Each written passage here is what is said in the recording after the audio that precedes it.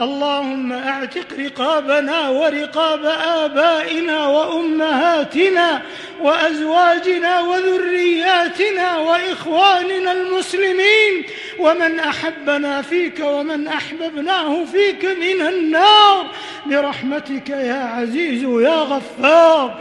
اللهم اغفر لنا كل ذنب واحفظنا من كل جنب وادفع عنا كل كرب يا ذا الجلال والإكرام.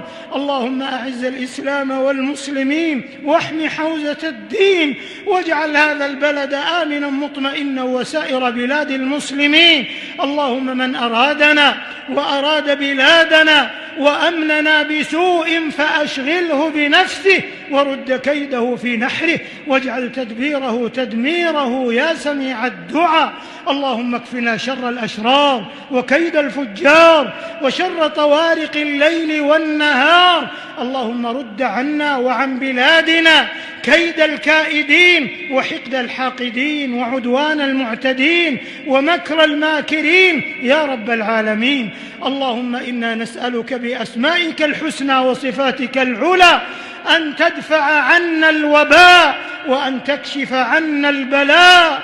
اللهم اكشف عنا كورونا، اللهم اكشف عنا كورونا، اللهم اكشف عنا كورونا عن بلادنا وعن بلاد المسلمين وعن العالمين أجمعين يا رب العالمين. اللهم احفظنا واحفظ أجيالنا وشبابنا من الإرهاب والمخدرات والفتن ما ظهر منها وما بطن يا ذا الجلال والإكرام. اللهم انصر جنودنا المرابطين على ثغورنا وحدودنا.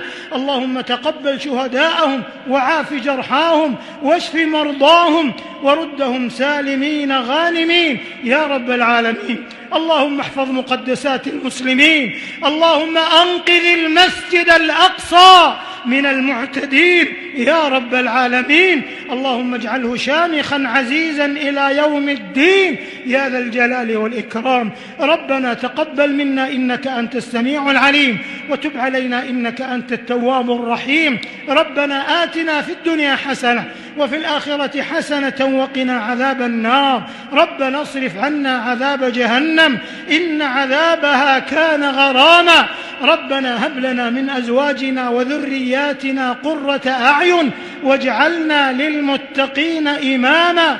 ربنا لا تزغ قلوبنا بعد إذ هديتنا